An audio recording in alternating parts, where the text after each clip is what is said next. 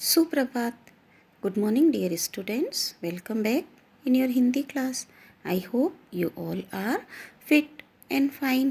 आज हम व्याकरण में हमारी भाषा वाला भाग पढ़ेंगे और अपनी भाषा के बारे में जानकारी प्राप्त करेंगे.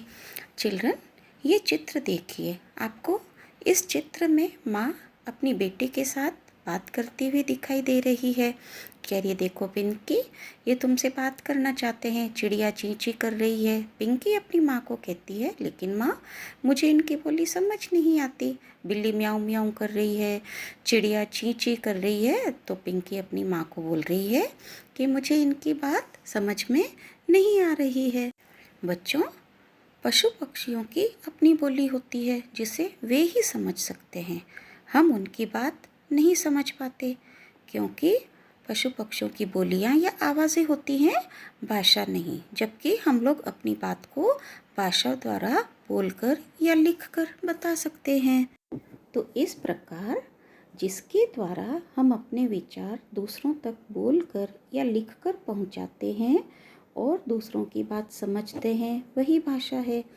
हमारे मन में विचार होते हैं और जब तक हम बोलकर या लिखकर दूसरों को नहीं समझाएंगे तब तक वे हमारे विचार नहीं समझ पाते हैं. ठीक इसी तरह हम भी सामने वालों के विचार नहीं समझ पाते हैं.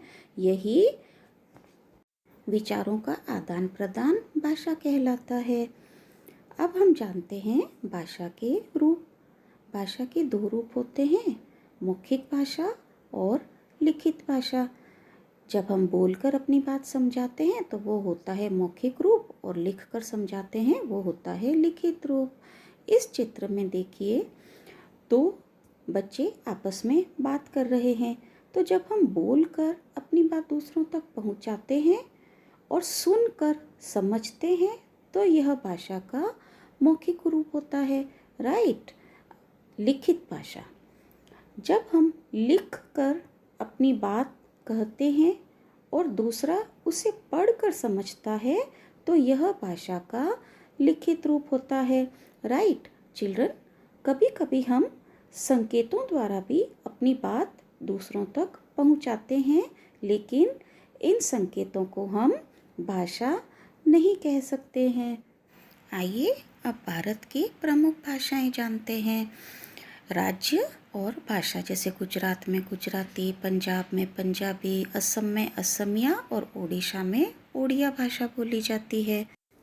तमिलनाडु में तमिल, उत्तर प्रदेश में हिंदी, बंगाल में बांग्ला और केरल में मलयालम भाषा बोली जाती है. तो ये भारत के अलग अलग राज्य हैं जहाँ पर अलग अलग भाषा बोली जाती है.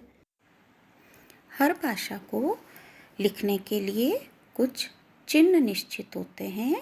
इन चिन्हों को ही हम लिपि कहते हैं. हर भाषा को लिखने का एक तरीका होता है जिसके लिए कुछ चिन्ह निश्चित होते हैं, वही लिपि कहलाते हैं. हर भाषा की अपनी लिपि होती है.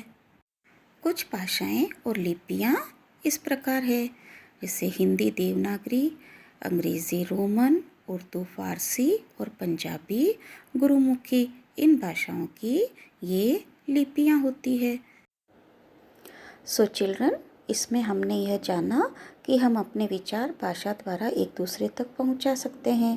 भाषा का प्रयोग दो तरह से होता है, मौखिक बोलकर और सुनकर, तथा लिखित लिखकर और पढ़कर. हिंदी भारत में सबसे ज़्यादा बोली जाने वाली भाषा है. भाषा को लिखने के लिए निश्चित चिन्हों को लिपि कहते हैं. आई होप आपको ये भाषा अच्छे से समझ में आ गया होगा. राइट. Thank you.